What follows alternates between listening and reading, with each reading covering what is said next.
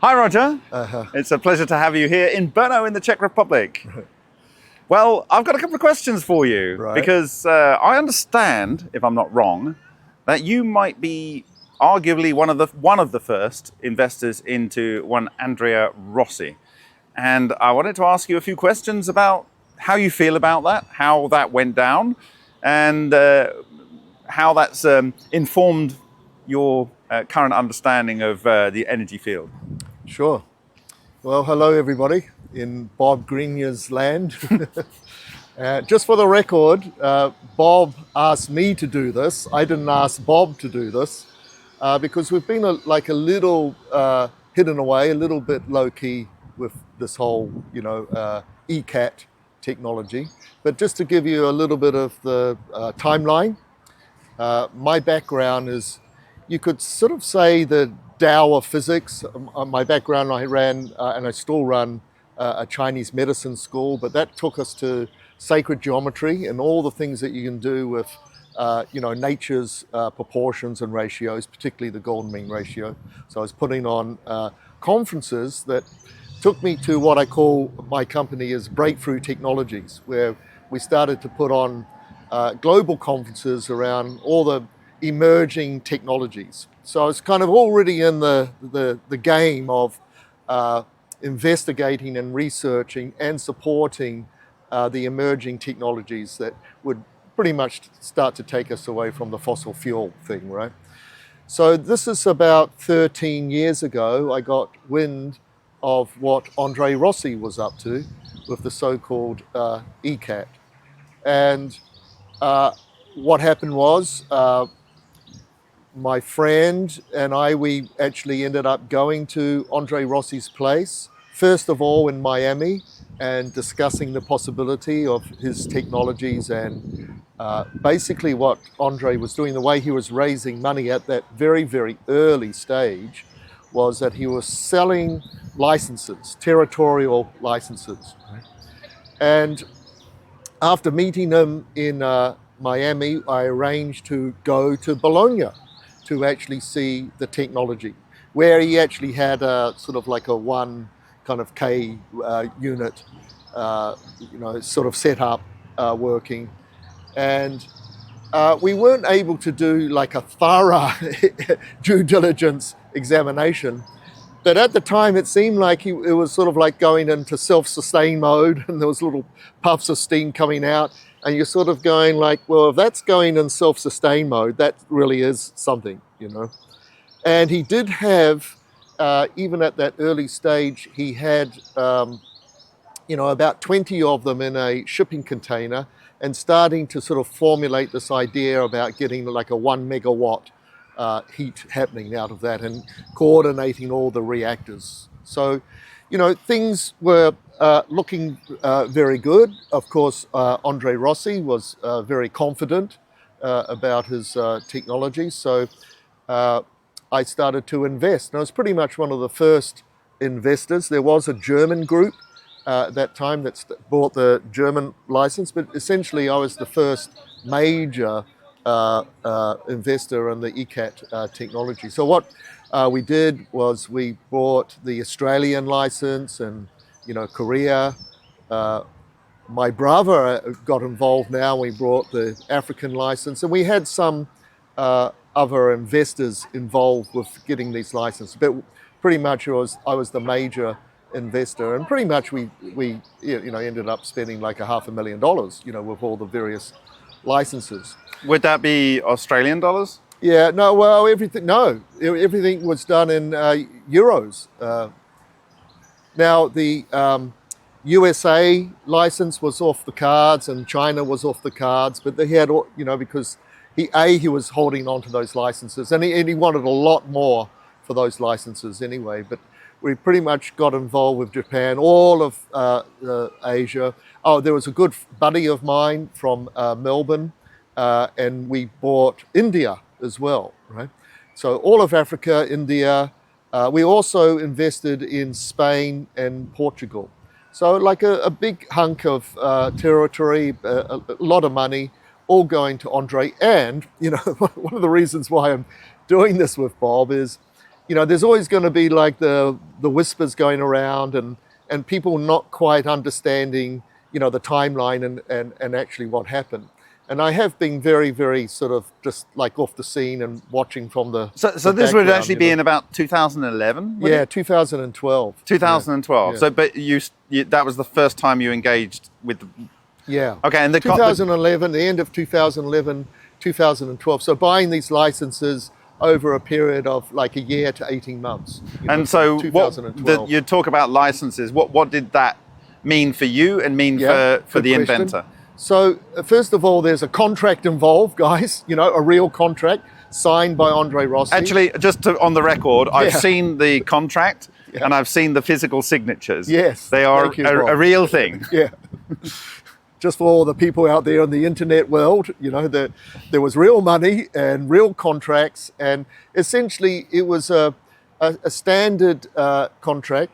It was very, very difficult to negotiate any kind of tweaking of the contract. You know, Andre had this sort of attitude of da da da da, and we kind of went, oh, that, you know, generally it was a good contract, and essentially the nature of the contract was a wholesale retail kind of setup that we were exclusive for the Ecat and the future technologies, I might stress, of coming out from the Leonardo Corporation into the marketplace, and we would buy it wholesale, and then we would do like a retail thing. But then like a year or two, I actually even said to Andre in his office, I said, well, that's one way of going about doing it, but you're sort of putting the technology into other people's hands, and who knows what happens with that. Why don't you sell the energy? You can lease these out and you sell the energy. And he resonated with that idea. And like a year later, that's the way he was, you know, talking. Did you have any responsibilities as a license holder? Like, did you have to achieve a certain target of some kind? Yeah, good question. Again, that was actually in the contract that we had to sell. Each contract was a little bit different with that, but it was kind of like a reasonable, like sort of 10 million within the first 2 years. And if you're talking about, you know, cold fusion, low energy nuclear reactions actually working and getting into the marketplace, that was a no sweat game, you know. And so we did have some stipulation in there, but at the end of the day, nothing was delivered from Andre Rossi for us to be able to achieve the basic coordination of that contract. So, but from your point of view, that doesn't mean you can't sell future products. Of course not. A contract is contract. And so as soon as a product... As soon as the product is really available... Then that's when your clause... That's when that will kick in, you know. So, you know, it was something like, you know, within 2 years of the release of the product, you know, that you sell X amount, which is what you would expect from a contract like that, you know. And do you still hold all of those licenses? Yeah. You didn't sell any region? Oh, okay. Thanks for okay, let me correct myself. I sold back the Australian license back to Andre, and he did buy it back because essentially I put everything into this, and I sort of got into a high leverage situation. And this now is like 5-6 years down the game, and nothing's happening. And you know, I've got a bit of a high leverage, so to actually just relieve some of the debt level that I had with it, I sold back the Australian license. So was it a situation? All the others. Was it that you thought when you were visited in 2012 this was near a selling point? You're like you expected to be able to capitalize on your investment within a 2-3 year window. Yeah. And when that didn't happen by the 5-year window, you thought, well, maybe I'm overexposed here. Exactly. Okay. Yeah. Okay. But you've kept every we've region. Kept all of the licenses. For which countries specifically? Okay. All of Africa. Right? Portugal and Spain. Right? All of India, and you know, Nepal, Bangladesh. Then you could say all of Southeast Asia, like Vietnam, and you know, all the way through the ASEAN Peninsula, Japan. Yeah. And then I personally bought South I personally bought a lot, but some of the licenses actually do have other investors on a smaller scale.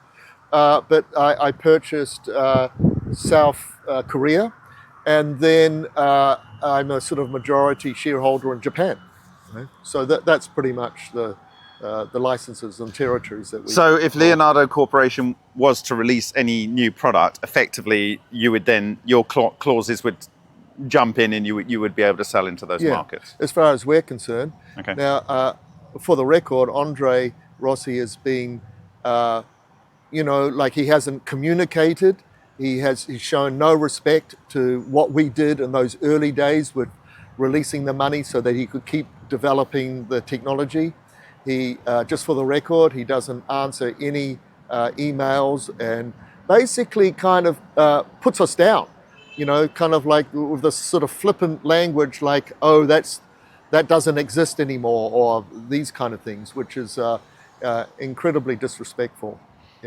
However, but like, if I give a little bit of my personal story, myself and literally all other 4 founding directors of the Martin Fleischmann Memorial Project, we only took ourselves at our own expense to South Korea for ICCF 17 in 2012 because of the drama surrounding Andrea Rossi. And thank you, firstly, I would argue, because you allowed Rossi the momentum to get that exposure that then brought us into the field to do what we did, which was to try and replicate claims or investigate claims of third parties to see if there's any truth in it in an open fashion. And I would argue that if you had not made that investment, we would not have got involved. Now, that's not to say we were ever able to validate any real claims of Andrea Rossi. We were able to, in nickel hydrogen systems or nickel constant in the case of Francesco Celani,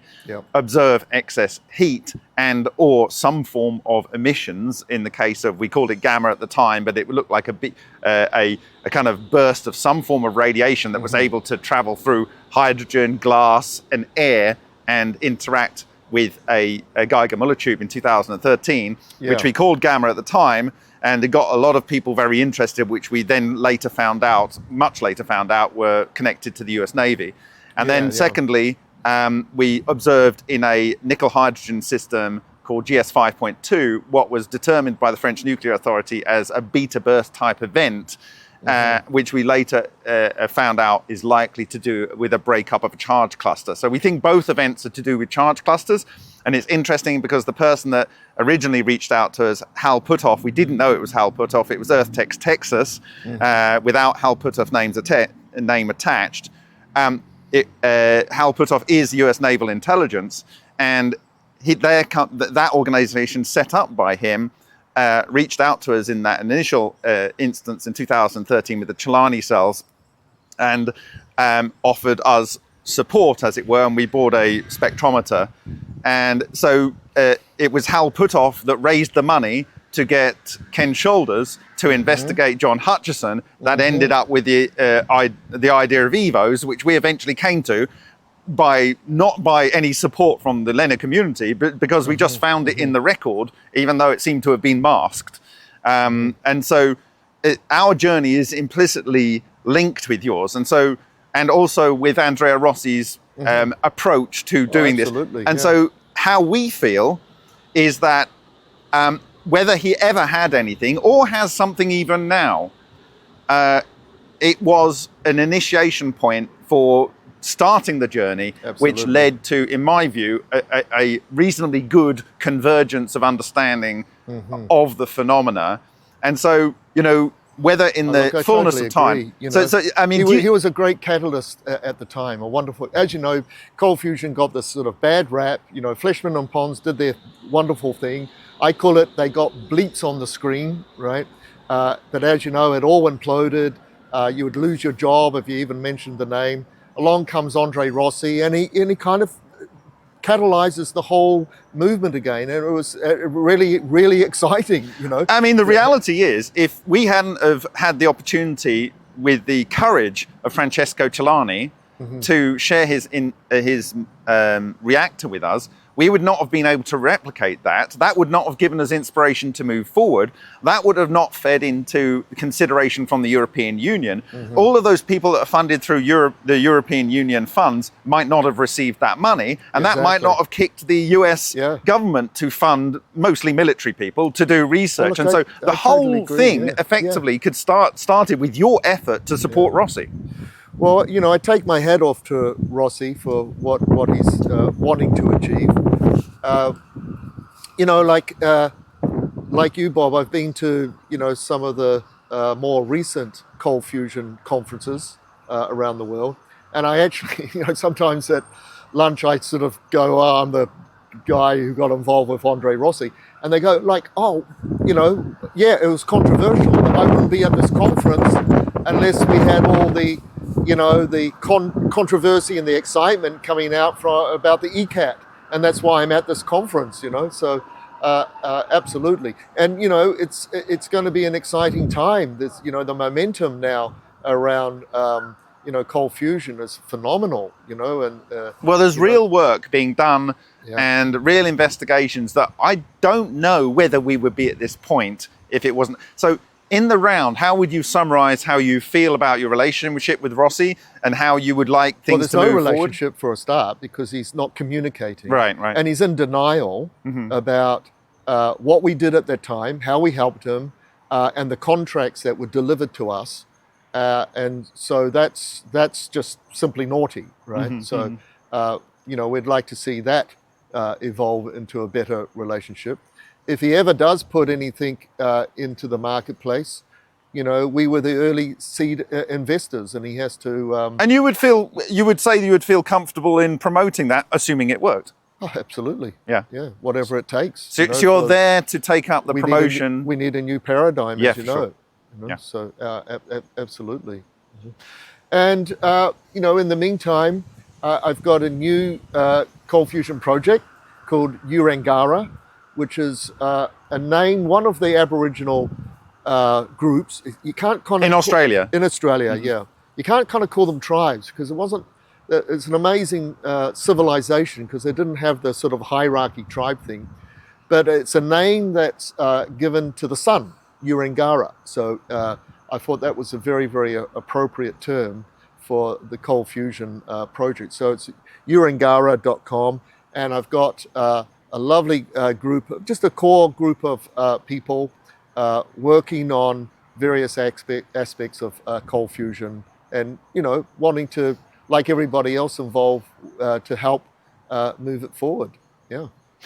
And that's not all you've got, because I understand you've got an upcoming conference here in the Czech Republic. I'm here with Bob, actually, in Brno, and I've been putting on events in the Czech Republic since 1998, and I've been to the Czech Republic over 100 times. I'm fortunate enough to do seminars here and to teach here.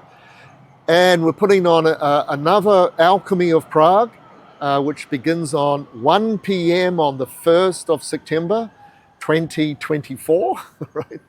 And essentially we do, the theme is ancient alchemy, and we have Paul Harris involved with that, the inventor of the Theraphi, but he's actually an old-fashioned alchemist, and we do that in the John D. Edward Kelly Tower of Prague.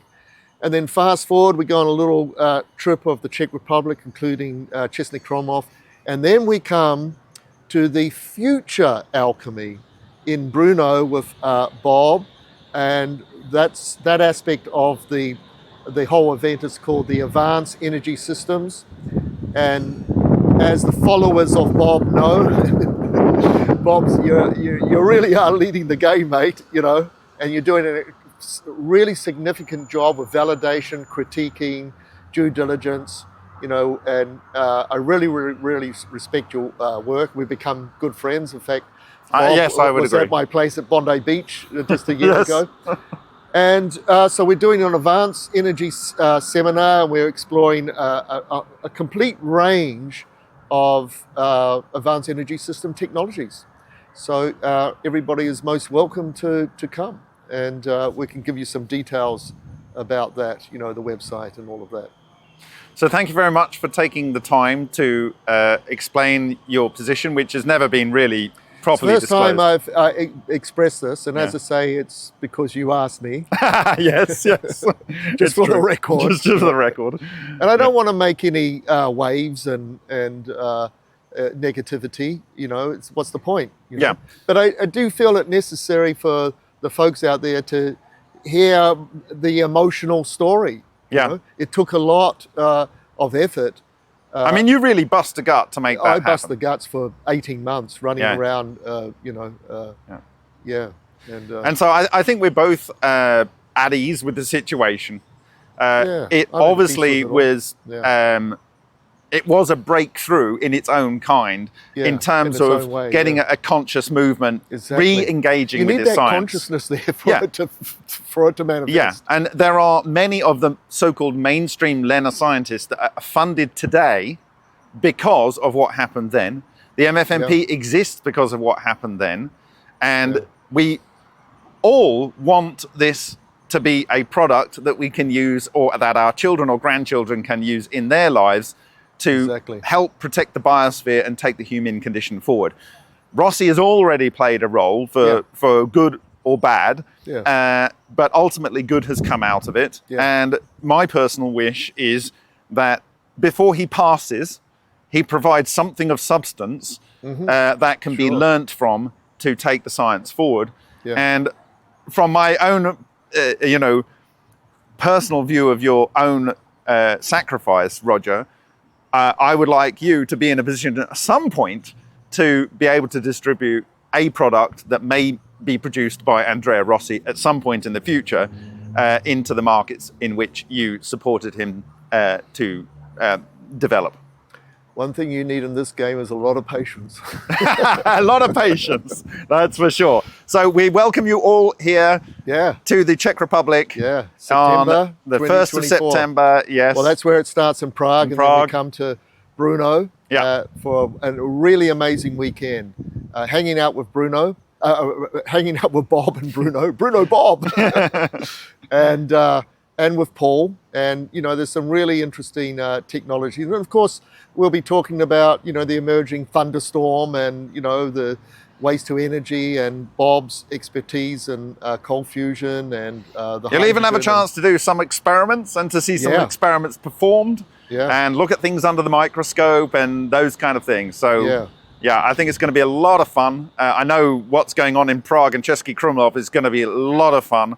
And so thank you very much, Roger, for taking the time to do this. Yeah. Thanks, Bob.